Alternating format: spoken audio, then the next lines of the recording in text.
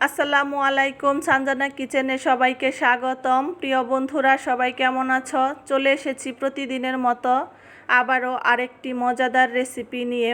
আজকে তোমাদেরকে আমি খুব সহজভাবে ডিম আর বেগুন দিয়ে খুবই মজাদার একটা রেসিপি করে দেখাবো।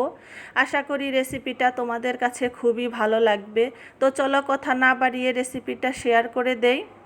আমি এইখানে 250 গ্রাম বেগুন নিয়েছি, নিয়ে এই রকম টুকরো টুকরো করে কেটে নিয়েছি। আর নিয়েছি 2টা বড় সাইজের আলু, খোসা ছাড়িয়ে এই রকম টুকরো করে নিয়েছি।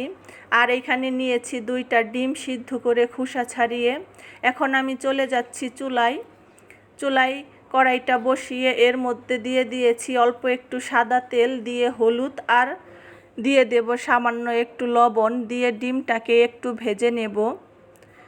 আমি একেবারে বেশি ভাজবো না, জাস্ট অল্পই একটুই ভেজে নেব। বেশি ভাজলে ডিমটা খেতে কিন্তু ভালো লাগে না। তো আমি ডিমটা ভেজে উঠিয়ে নিয়েছি।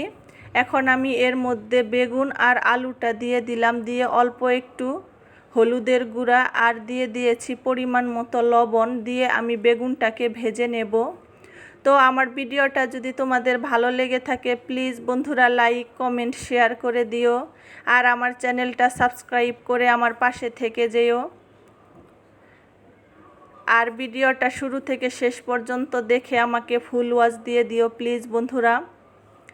আর তোমরা অনেক বন্ধুরাই আছো ভিডিও দেখো কিন্তু লাইক দিতে ভুলে যাও, একটা লাইক অবশ্যই দিয়ে দিও মনে করে প্লিজ বন্ধুরা।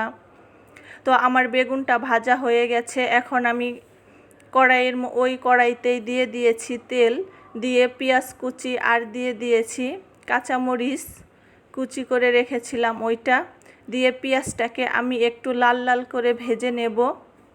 তো আমার পেঁয়াজটা ভাজা হয়ে গেছে দেখো। এখন আমি এর মধ্যে পরিমাণ মতো লবণ দিয়ে পানি দিয়ে দিলাম, দিয়ে এখন আমি সব মশলাগুলো এক এক করে দিয়ে দেব। দিয়ে দিয়েছি হলুদের গুঁড়া আর দিয়ে দিয়েছি হাফ চামচ মরিচের গুঁড়া, পরিমাণ মতো লবণ আর দিয়েছি ধনিয়ার গুঁড়া। তোমরা ঝালটা যে যেরকম খাও সেই অনুযায়ী দিতে পারো। এখন আমি এর মধ্যে দিয়ে দেব 1 চামচ আদা রসুন বাটা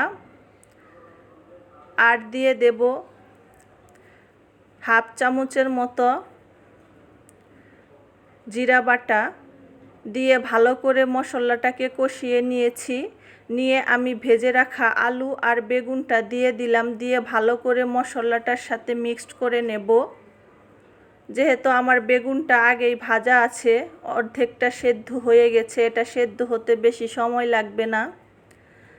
তো আমি অল্প একটু ঢাকা দিয়ে দিলাম, দিয়ে এটাকে একটু মশলাটার সাথে ভালো করে কষিয়ে নিলাম।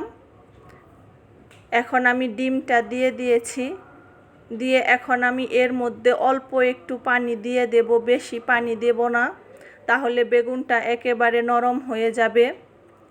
তো অল্প একটু পানি দিয়ে দিলাম দেখো বন্ধুরা। দিয়ে আমি এটা ফুটে গেলে আর ঝোলটা ঘন হয়ে গেলেই নামিয়ে ফেলবো।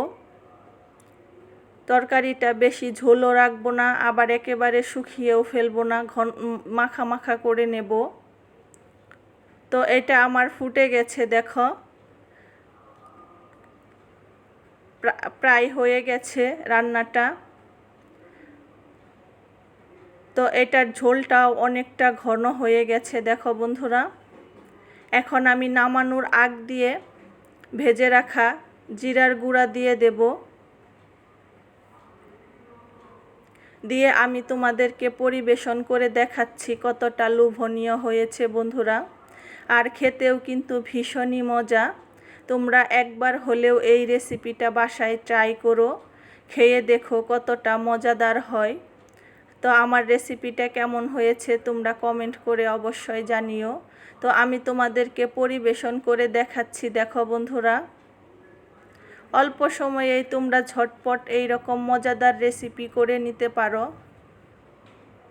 তো আজ এই পর্যন্তই, ভালো থেকো সবাই। আবার চলে আসবো আরেকটি নতুন রেসিপি নিয়ে। আল্লাহ হাফেজ।